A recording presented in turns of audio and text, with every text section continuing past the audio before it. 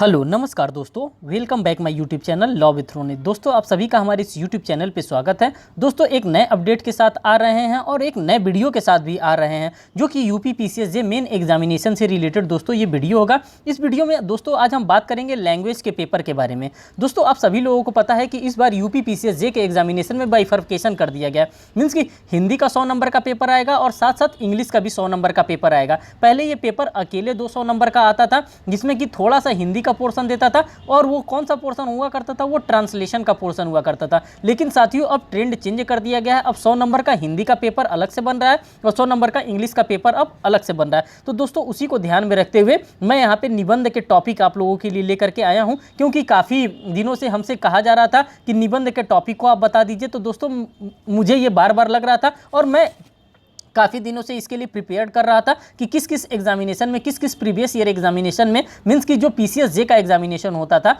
उस किस किस एग्जामिनेशन में हिंदी का एस्से आता था, उन्हीं सभी एस्से को मैं एक जगह कंपाइल करके लाया हूं और इन्हीं सभी एस्से के बारे में मैं आपको बताने वाला हूं कि कौन कौन सा अगर आप टॉपिक प्रिपेयर कर लेते हैं तो आपके जो मेन एग्जामिनेशन आप देने जाएंगे यूपी पीसीएसजे का बेसिकली उसमें आपको ये हेल्प करेगा। तो दोस्तों बिना देर की हम इसको स्टार्ट करते हैं। देखिए जो यूपी पीसीएसजे मेन एग्जामिनेशन के लिए मैं निबंध के टॉपिक आपके पास लेकर के आया हूँ। दोस्तों जो निबंध का टॉपिक जो बार बार पूछा जाने वाला है, जैसे यहाँ पे लोकपाल बिल मुद्दा आया था, तो ये जब 2003 का ये पेपर मैं देख रहा था, कहाँ का, जब ये एमपी का मैं 2003 का पेपर देख रहा था, तो साथियों उसी 2003 के पेपर में ये हमको देखने के लिए मिला कि उसके पेपर में ये हमको क्या था, ये हमको दिया था कि वहाँ पे ऐसे इसी टॉपिक पे पूछा गया था। तो दोस्तों हमें लगा कि ये हमारे यूपी पीसीएसजे मेन एग्जामिनेशन के लिए भी इंपॉर्टेंट होगा। तो दोस्तों इसी चीज़ को मैं यहाँ पे आपके लिए शामिल करके लाया हूँ। और देखिए जो बात पूछा जा रहा है मीडिया ट्रायल के बारे में बात कर रहे हैं। मीडिया ट्रायल मीन्स कि जो मीडिया ट्रायल होता था इस पर भी ऐसे पूछा गया है। अब कहाँ पूछा गया, अब ये मैं नहीं बता सकता हूँ कि किस एग्जामिनेशन में पूछा गया,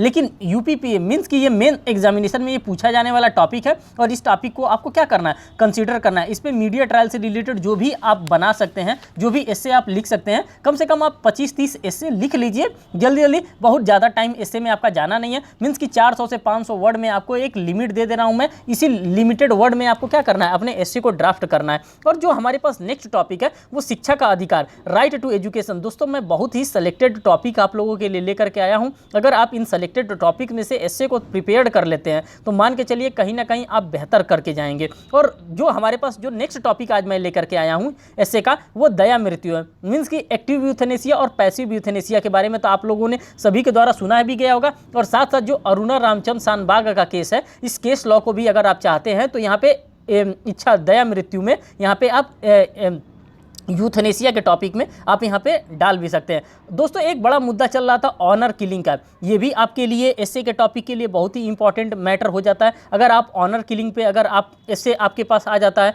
दोस्तों अभी लिव इन रिलेशनशिप की बात करते हैं, ये भी हमारे एस्से के टॉपिक के लिए बहुत ही इंपॉर्टेंट टॉपिक हो जाता है, लिव इन रिलेशनशिप, क्योंकि ये हमारे समाज का ज्वलंत मुद्दा है और ज्वलंत मुद्दा से क्या होता है, बार बार हमसे क्वेश्चन पूछे जाते हैं। अब जो नेक्स्ट टॉपिक है भ्रष्टाचार के खतरे, अब भ्रष्टाचार के खतरे बहुत लगातार बढ़ते जा रहे हैं। इसको देखते हुए अब साइबर अपराध की बात की जाए या फिर जो चोरी चमारी होता है इसकी बात की जाए, तो इन सभी के बारे में भी आपको क्या करना पड़ेगा, एक एस्से का टॉपिक आपको रखना पड़ेगा। जो हमारे पास नेक्स्ट टॉपिक है गिरफ्तार व्यक्ति के अधिकार। अब जब कोई भी व्यक्ति गिरफ्तार हो जाता है तो आप इसको कॉन्स्टिट्यूशन ऑफ इंडिया से भी कोरिलेट करेंगे और क्या करते हैं, और सीआरपीसी से भी आप इसको कोरिलेट करके लिखेंगे। तो इस प्रकार से ऐसे ऐसे टॉपिक पे आपके पास एस्से दिया जा सकता है और आपको लिखना पड़ेगा।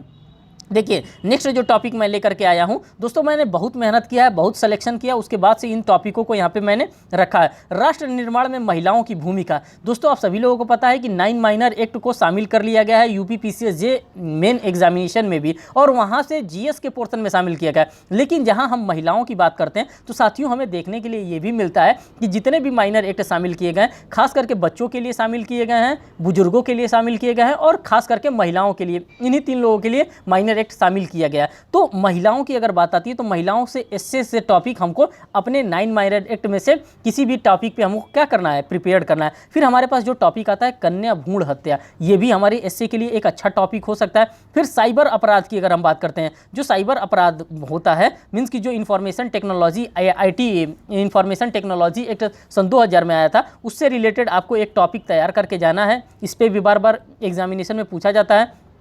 फिर स्मार्ट सिटी परियोजना, ये भी आपके लिए एक इंपॉर्टेंट टॉपिक हो जाता है जब आप एसए की बात करते हैं, तो इस पे भी आपको एक एसए अगर प्रिपेयर कर लेते तो अच्छी बात है। फिर निजता का अधिकार, ये जो भी मैं बता रहा हूँ, ये निजता का अधिकार, बाल श्रम, ये कहीं ना कहीं आपके कॉन्स्टिट्यूशन ऑफ इंडिया से रिलेटेड है। अगर आप चाहेंगे तो इस सभी चीज़ों को आप क्या कर सकते हैं, इसमें एसए में आसानी से इसको प्रिपेयर कर सकते हैं। जब आप निजता का अधिकार आता है तो साथियों आप पुट्टा स्वामी के केस को कैसे भूल सकते हैं, रिटायर्ड जस्टिस पुट्टू स्वामी का, उनके केस को भी आप क्या कर सकते हैं, निजता के अधिकार में यहाँ पे आप कोट कर सकते हैं। साथ ही साथ यहाँ पे राष्ट्रीय नागरिकता रजिस्टर एनसीआर का भी मुद्दा चल रहा था, ये भी आपके लिए एक अच्छा टॉपिक हो सकता है। फिर हम आईपीसी के टॉपिक को यहाँ पर ले लेते हैं। भारतीय दंड संहिता की धारा 377 की संवैधानिकता के बारे में हम बात कर सकते हैं कि क्या ये संवैधानिक है कि गैर संवैधानिक है। अगर कॉन्स्टिट्यूशन ऑफ इंडिया के मीन्स कि अगर सुप्रीम कोर्ट ऑफ इंडिया के द्वारा इसमें जजमेंट दिया गया तो कैसा जजमेंट पास किया गया, क्या इसको फुल रूप से अनकॉन्स्टिट्यूशनल कर दिया गया या पार्सली रूप से अनकॉन्स्टिट्यूशनल किया गया। तो दोस्तों इन सभी चीज़ों को क्या करेंगे, आप एनालिसिस करेंगे और इस पर आप इससे अपना क्रिएट करेंगे।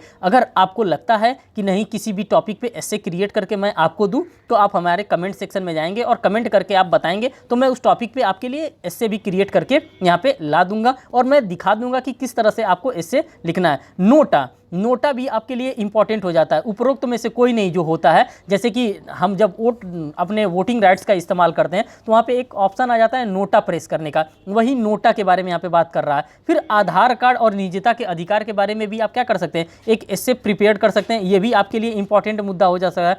फिर हमारे पास जो नेक्स्ट आता है, भारत में न्यायिक समीक्षा का अधिकार, जो जुडिशियल रिव्यू होता है, ये भी हमारे लिए एक एसए का अच्छा टॉपिक हो सकता है। महिलाओं का सशक्तिकरण, ये भी हमारे लिए एक एसए का बहुत ही अच्छा टॉपिक हो सकता है और ये एसए का टॉपिक बनना भी चाहिए इस बार के एग्जामिनेशन में, क्योंकि जो माइनर एक्ट शामिल किए गए वो महिलाओं से ही रिलेटेड ज़्यादा शामिल किए गए, उसीलिए इस टॉपिक से एसए बनना चाहिए। और हमारे लिए जो बहुत ही इंपॉर्टेंट हो जा रहा है दोस्तों एसए के टॉपिक के लिए, वो कोविड-19 हमारा हो जा रहा है, क्योंकि लॉकडाउन में आधे लोगों की ज़िंदगी, पढ़ाई तो वो कर नहीं पाए, जिनका एलएलबी में जो एडमिशन 2018 में लिए हैं, जो 2019 में लिए हैं, उनकी पढ़ाई नहीं हो पाई है, मीन्स कि 19-20 तक तो उनकी पढ़ाई नहीं हो पाई है। तो इन सभी चीज़ों के बारे में बताना पड़ेगा कि आर्थिक महामारी क्या थी और जो सामाजिक प्रभाव पड़ा है जो कोविड-19 के आ जाने की वजह से बच्चों पे क्या इम्पैक्ट पड़ा है, बच्चे मोबाइल ज़्यादा देखने लगे, इन सारी चीज़ों को आपको क्या करना पड़ेगा। कोविड-19 से अगर रिलेटेड एसए का टॉपिक आता है तो आपको ये बताना पड़ेगा। फिर हमारे पास आ जाता है लॉकडाउन के दौरान न्याय तक पहुँच, मीन्स कि